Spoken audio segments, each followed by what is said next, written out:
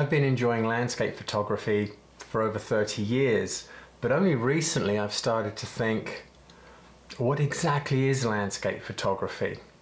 I think that understanding what landscape photography means to us personally can really help us. Or not.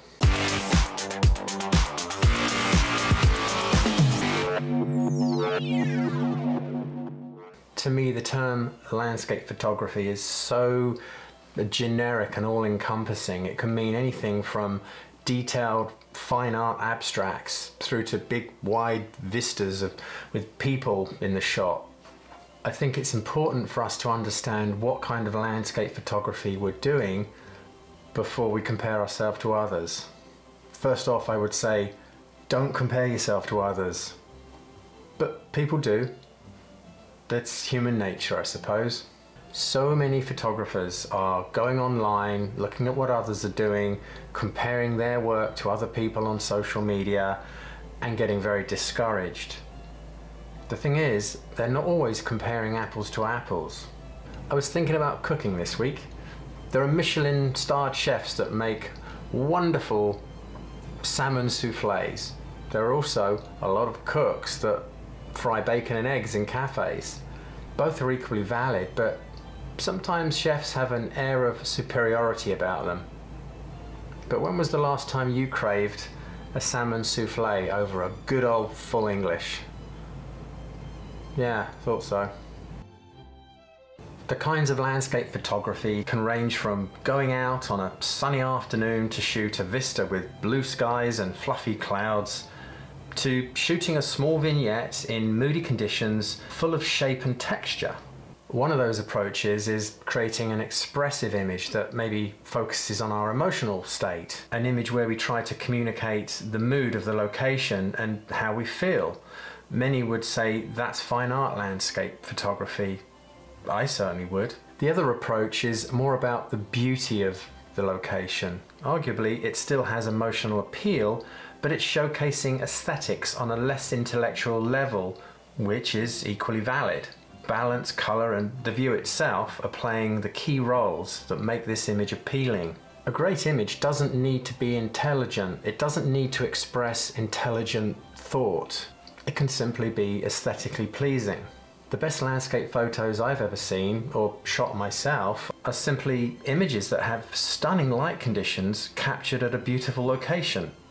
Intellectual thought or a deep understanding of the environment played no part here. Timing and good luck did all the heavy lifting. Then there's minimalist landscapes, where we select one object or focal point and the frame is free from clutter, free from objects, colors, or even luminosity that can fight with that focal point. Minimalist photography is a great example of a landscape image being purely aesthetically pleasing, or an expression of how we feel, or both. So why is it that so many photographers have a certain style, a certain way they see and shoot, and have a total disregard for how others go about their photography? They can be quite critical too. Maybe they've got something to sell you, or they're just simply insecure. I once watched a vlog and the guy framed up a nice coastal scene and then suddenly declared he wasn't going to take the shot because it looks like a tourist shot. As though tourist shots are something that we shouldn't be doing. This photographer is a fairly well-known YouTuber and has a bit of influence. So really, rather than saying that this is not a good shot, maybe just say this is not my way, this is not what I like, and tell them why you don't like it. Don't just disregard the shot and suggest it's not what we should be shooting. That's not very helpful. FYI, I love taking those touristy shots. Most of the time, I want to shoot attractive views in an aesthetically pleasing way. There are no profound statements as a result of an emotional connection with the landscape.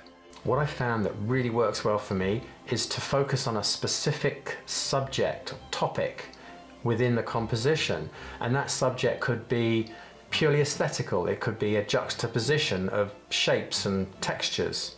It could be contrasting colors or light. Or it could be something intangible, like telling a story or expressing a feeling.